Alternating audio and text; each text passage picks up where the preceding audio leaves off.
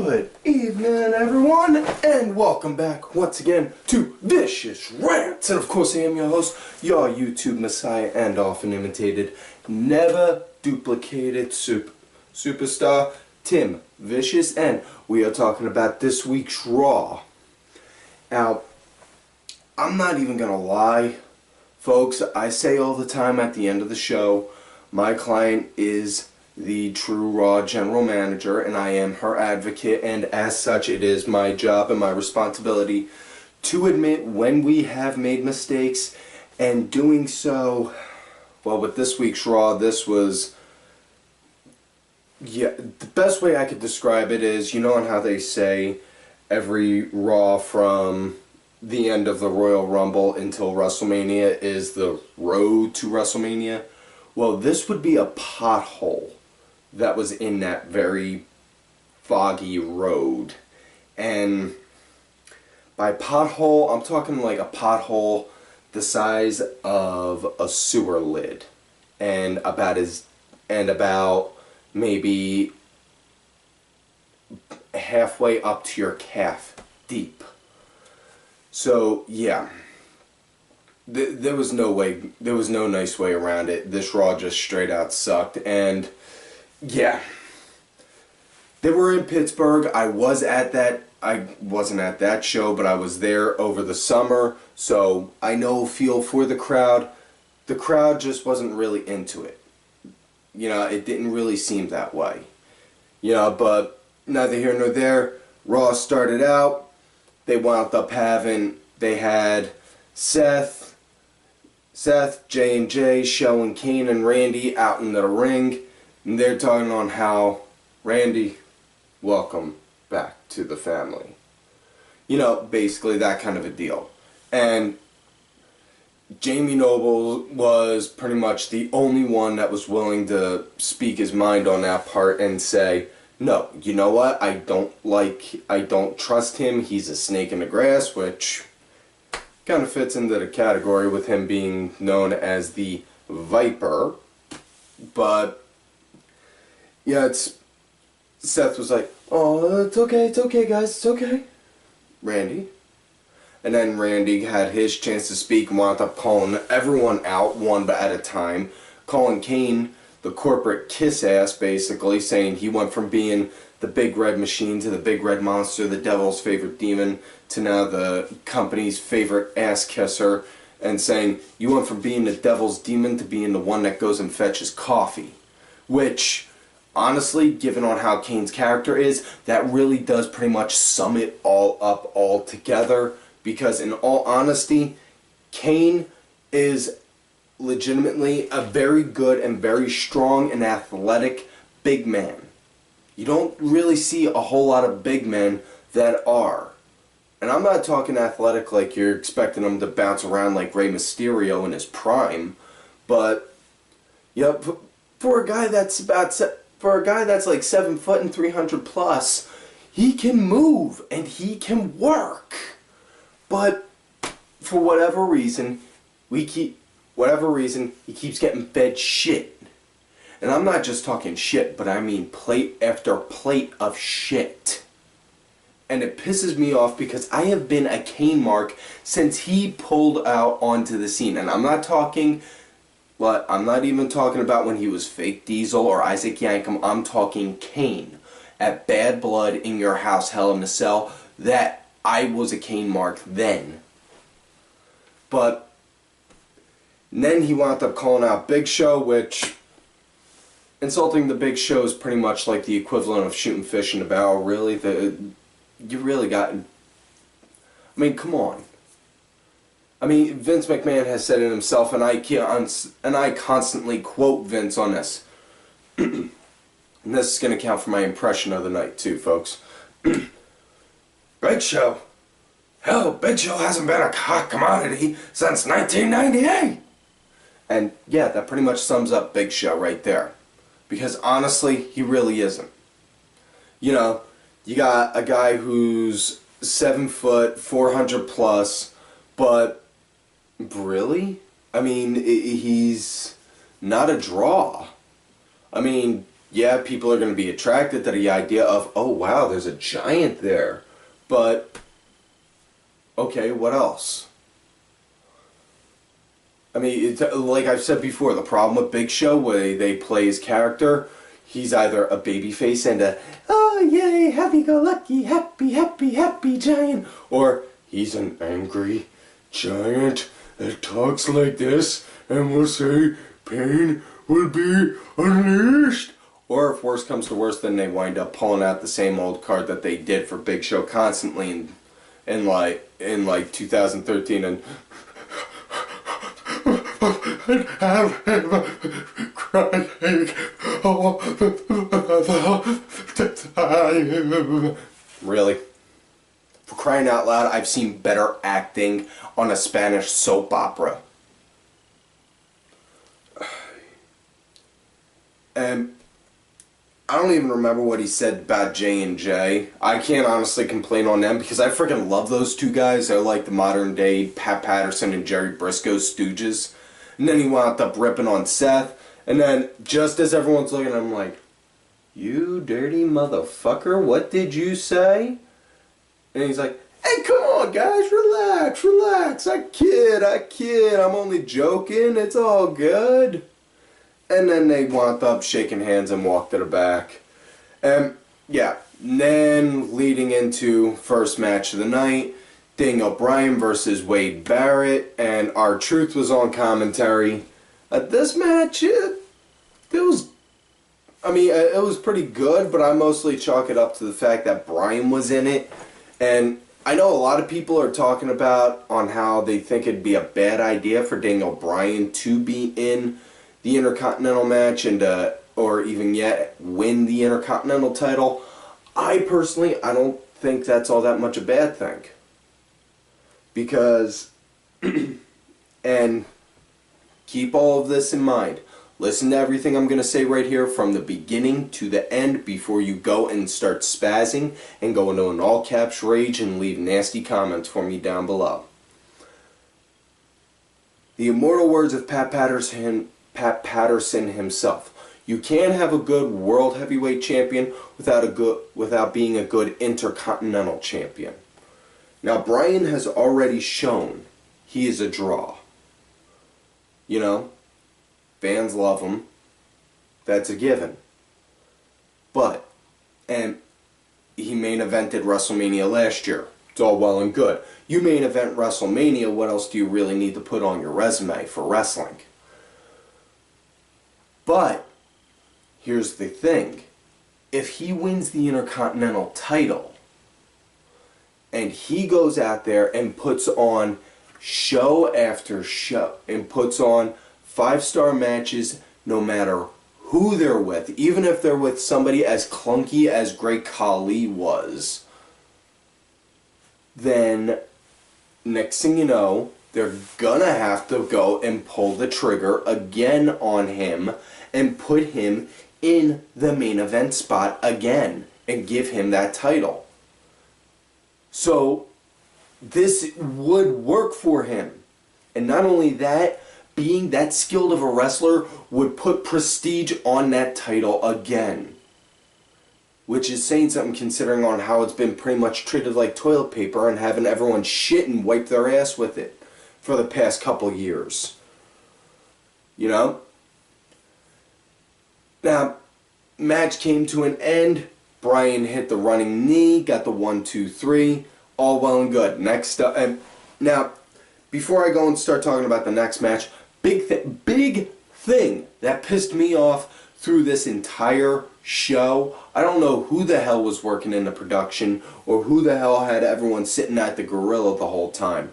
But for the love of fucking God, why did they have somebody coming out right when the match ended, bring out the next guy for the next match? What the hell? You don't let the wrestler get a chance to go and soak in the victory, let the crowd get a chance to take it in, saying, this guy won, that guy won, this guy screwed that guy, this guy's mad because he lost. Next matchup, it was Dean Ambrose versus Stardust. Stardust came out with the IC strap. You know, Now, it's obvious now Cody's going to wind up probably being, I don't remember 100% or not, but if he's not, Cody's going to be in that ladder match for the IC title. And, okay, need to have a little crazy in there. And by crazy, I mean, like, character crazy. Not like somebody like Dean, not like somebody like Jon Moxley crazy. Yeah, but this match, it was something I've never seen before. I've never seen them put this on TV. If they've done it at house shows, that's all well and good, but Ambrose versus Stardust was different, and that's what I liked that, and that drew me in. And the fact that my 5-year-old son was sitting there the whole time on the couch, sitting there, looking at him like, wow, who's that guy, Daddy? Oh, that's Dean Ambrose, buddy. And that other guy is Stardust, right? Yeah, that is. And he knew, and he was drawn in. It was a pretty decent match. R-Truth was on commentary still. Confusing to no end, and the fact that, him and JBL were pretty much bullshitting about potatoes and izzles and whizzles and fizzle tizzles and all that kind of shit pisses me off to no end, because what the hell kind of commentary team is this? If you're going to have a commentary team, I still stand by the argument. Best commentating team that you could make. Ultimate Dream Team. Joey Styles, William Regal, Steve Corino. You could put them three on a table, give them all a mic, let them call a match. Guarantee people will love that. Not just hardcore wrestling fans, but I mean even the average day viewer. Because the average day viewer, you know what they'd get? They would get educated and they would get schooled in the art of watching a match. They would be able to know the difference between a Fujiwara armbar and as well as any other kind of maneuver out there. Whereas all you really hear is Cole and JBL say, oh, there's a maneuver, oh, there's a maneuver, oh, what a maneuver. Pisses me off to no end. Ambrose wound up getting the win. He hit Dirty Deeds, and then after that, Bryan came out because Barrett wound up decking him at the end of that. After that, Bryan, Barrett, Ziggler, and Harper all came out, and they were all brawling each other. I don't remember who was the first one to walk the run down first, but they're all doing that. Next thing you know, R-Truth, he's got a bag. He grabs a bag that he has, hides the IC title in it, and then Barrett chases after him, saying, "Give me that back, that's my property! That's my property!" This is my second impression of the night, folks. And then Truth is like, "Oh, fine, take it." And then goes and runs up to the ramp. Barrett's off in the crowd, goes and opens up the bag, pulls out the title, and it's a Toya IC title. And he's just looking like, "You dirty son of a bitch." And you just see R-Truth pull the real one out like, "Ha ha, I stole your shit. I stole your shit." And then cue the WWE Network exit. And now the next match. Big Show and Kane versus Rowan and Ryroyd. Oh, joy of joys.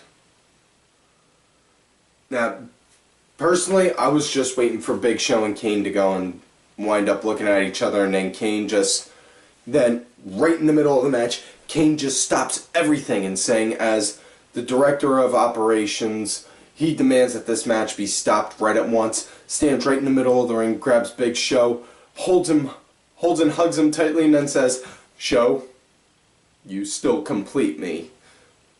Or am I confusing fantasy with reality? I think I am. I'm not sure. Moving along, this match, it was Well, you had all giant. You had three big guys and one guy who I would just personally love to have every last tooth get shoved down his throat in the match. You know, and yeah. Happiest part of this match was the fact that it wasn't Ryroyd that got the winning pin, but it was Rowan. And, you know, I am hoping that they do something decent with Rowan, because I like him, and he was the one that I was really worried on when the Wyatts broke up, because, you know, everyone knew everything Bray could do on the mic. Excuse me. Everyone was seeing what Harper could do on the mic. And then you just saw Rowan, and you're like, I'm just sitting there like, oh shit, what are they going to do with him? Oh man, I hope he don't wind up getting Marty Jannetty'd. You know, and I'm really hoping he doesn't, and I'm hoping that he gets to break out sometime soon, like maybe in the next 3 or so months, give him the IC title or the US title. You know? Something.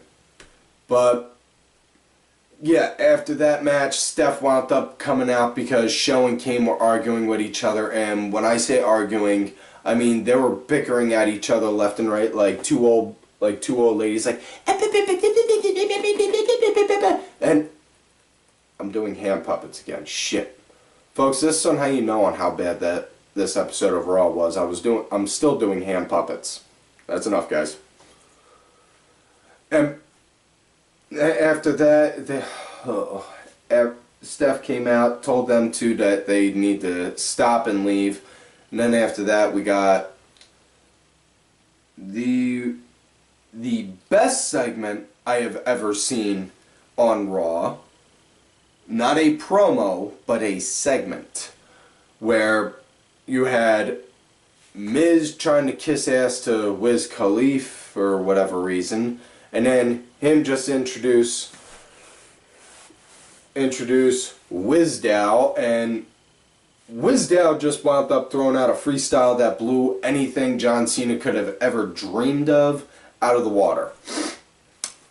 And after that, next thing you know, they had the Wiz Khalifa performance, which was pretty much everyone's piss break. And folks, I am from Philadelphia, and I am from Philadelphia, Pennsylvania, and I reside now in Erie, Pennsylvania. And while Raw was in Pittsburgh, which is not that far away from Erie, and Wiz is from Pittsburgh as well, on behalf of the entire state of Pennsylvania, I would like to extend my deepest and most sincere apologies for not only that abortion of a rapper, Wiz Khalifa, but as well as his performance on Monday Night Raw. I do hope you accept my apology with my most full sincerity, and if not, by all means, feel free to sit and spin. Now, moving on with the show. ST Divas match. Joy of Joys. AJ versus Summer, and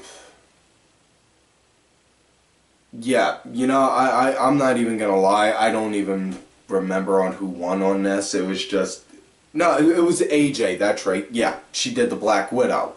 But yeah, this match was like maybe a grand total of, I think, 3 minutes.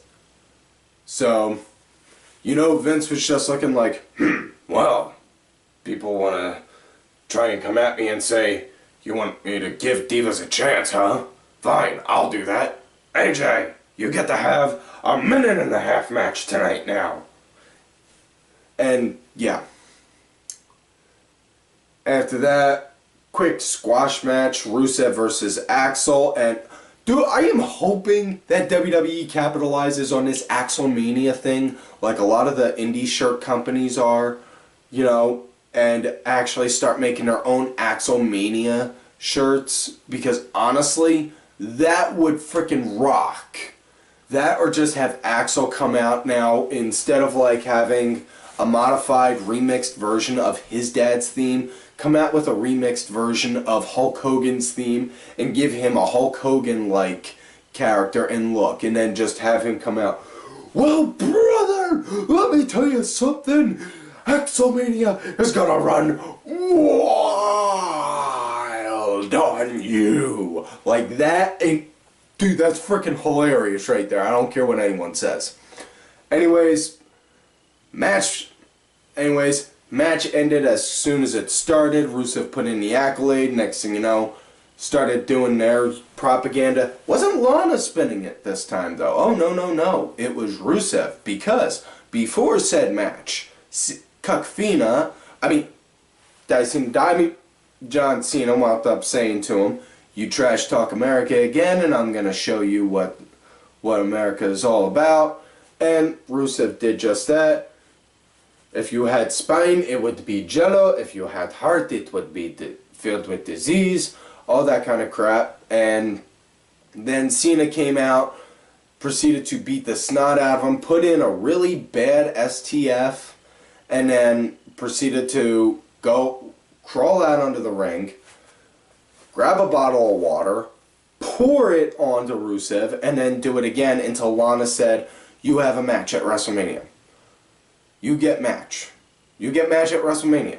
You get title match at WrestleMania." And then Cena let go and walked out. So, as the top face of the company, you know, it makes perfect sense to put your adversary in a submission hold to force them to give you what you want, because that is what the good guys tend to do, right?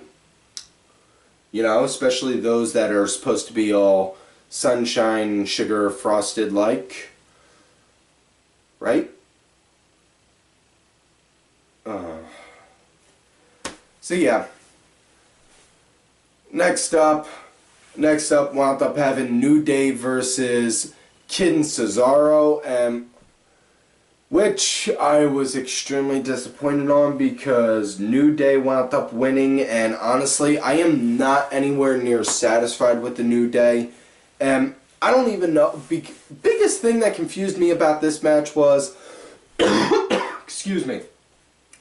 Biggest thing that confused me about this match was the fact that they said in a promo before the match started that they were going to go and get a title shot at Mania. Now, they never specified on commentary or on the card if they were getting a title shot or what. But if this was a Proving Grounds match, this was a poorly made one. You know, next thing you know, just like I said, rolling right along, not even letting people get time to soak in the victory. Right as New Day wins, Usos come out, and then now you got Naomi. Best way to remember it's Naomi is it spells Imone backwards. Men, keep that in mind if you ever meet a woman named Naomi. And, in which case, again, Vince just looked at everyone and said, "Well, you want me to give Divas a chance? Fine, I'll give you two matches in one night. Natalya, Naomi, you both get to have a 1.5-minute match also. Now go on out there." And did that, pretty much. So yeah, guys, that whole give Divas a chance thing, I don't really think it worked all that well. Anyone else got any other ideas? No? Well, yeah, Naomi wound up winning, which pissed me off. Not because of the fact that she won, but because of the fact that they made Kid and Cesaro, who are hands down the best tag team in WWE, made that group, Kid, Cesaro, and Natty, look weak. No problem with taking a loss, but you make them look weak when they take that kind of a loss. What in God's good name does that do to not just them, not just to the wrestlers, but to the team, as well as the damn titles that they carry? Seriously. And next thing you know, again, one right after another, we got Los Matadors versus Usos, in which case I still stand by the argument. I refuse to chant Ole until El Generico saves all of the orphans in Mexico. Yeah, and this match, well, take it or leave it. I mean, Matadors, you could pretty much... Matadors I've never really cared for, and Usos, good tag team, just nothing to... They're an okay tag team, just haven't done anything to impress me and make me think, okay, y'all should get on my radar now. You know, they ain't on it. You know, and I'm speaking as a tag team guy. You know, I'm not doing this saying that, oh yeah, this team sucks, this team's good. Based off of popularity, I'm thinking based off of on how they move. Because Usos, pretty much, this is somewhat they do. Super kick, Samoan drop, suicide dive, stink face, superfly splash, 1, 2, 3. I just described an Uso match. But Matadors wound up getting a win, which, again, really, I mean, if you're looking to make, you would figure that they would try and milk out the whole Usos wanting their titles back thing, given on how their rematch went last week on Raw, and you just have them lose like that. I mean, what's going on? Unless they're planning a tag team turmoil or a tag team scramble match or something like that at WrestleMania, I don't see the point in having all these different teams winning and losing like this. Yeah. Now, main event of the night, a handicap match, Roman Reigns versus Seth and Randy, and I didn't walk into this match with a whole lot of expectations because I was just thinking, it's going to be another Teddy Long match. But instead, it actually, and here's the thing, when you book a handicap match, you really got no way of really making the guy who's got the handicap look strong, really, unless you have the tag team foobarring and jacking up. Which case, this pretty much really did look that case because Seth was in the match the whole time. And next thing you know, Seth went to go for Randy to tag him in. He was like, Randy, come on, man. Come on, we were just playing around earlier. Randy? Randy? Randy? And then Randy just took a few steps back and held them up like this. And on how it appeared on TV, it was like this because they couldn't show it. Because giving the finger is not PG. And then after that, he just took a few steps back, let Roman get the 1, 2, 3, and then Reigns walked away. And then Randy went ape shit and completely destroyed Seth to no end. I mean, he, bam, beat him. You know? Beat him around, in the ring, out of the ring, tossed him through the fans, you know, cracked the chair over him a good bit, gave him an elevated DDT, and now Michael Cole wound up, and I can't believe I'm actually saying this, but Michael Cole actually said something that was actually worthwhile. When Randy hit that elevated DDT of his, that's a signature, right when he did that, he said Viper Strikes instead of Vintage Orton, and got me thinking, Viper Strike would actually probably be a better name for that move as opposed to just yelling Vintage Orton. But I don't know, could just be that I'm still hyped up over that beatdown he gave him, and I'm thinking that you give me a couple hours, I'll probably think otherwise. I don't know. Moving on though. Next thing you know, Randy just looked like he snapped. It's like, okay, I'm gonna kill this motherfucker now. Broke down the table, cleared it all off. Threw Seth like he was a softball onto the other side of the table. Then went over, picked him up, and then wham! RKO'd him through the table. And then walked off. End of sequence. Fade to black. And that's on how it ended. Now, that was nice and it was beautiful. Personally, though, what I think should have ended Raw was the Bray Wyatt segment, where Bray Wyatt was in this promo here. Like I said, I don't really talk about promos unless I think unless I feel that it's relevant towards the show. And Bray Wyatt calling out Undertaker, saying he is the new face of fear, and Bray, and basically calling out Undertaker's bitch card. Next thing you know, he opens up the urns like, it's empty, and all that, messing with him, poking at him, like that guy that's poking a bear with a stick, like, yeah! And then next thing you know, out go the lights. Gung, gung, and then you hear the Undertaker's music, and then you just hear a voiceover saying, "You will rest in peace." And then the lightning bolt come down and fried the rocking chair that was in the ring with Bray.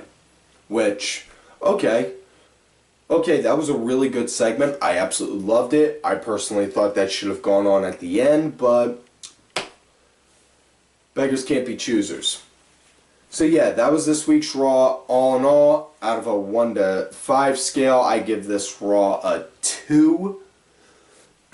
And like I said, as far as for on the road to WrestleMania, this was a very big pothole, like the size of a sewer lid that you would wind up, that's like halfway up to your calf deep in. Bad. For a pothole for the road to WrestleMania. So, like on normal, folks, don't forget to like this video, subscribe to the channel, go back, watch all the other episodes, click on the link down below to help support the Spring for Sid's group, Shannon's Butterflies, and as well as look for me on Twitter at Tim Vicious. Make sure y'all look for my other account, Tim_Vicious. Also, do not forget to look for all these cool-ass cats right here on Twitter. Vicky Earls. Make sure y'all check out Vicky's podcast, The Celtic Commodity. I am Danny Sunday, Mucky Morris, Axel Mulligan, Sunday Segway, Sinfully Sabrina, Cranky Grandpa, Legion Lady Aaron, the two men who have raped more goats than ISIS. And I'm not even lying, folks. Between these two, they really have molested more goats than ISIS ever could.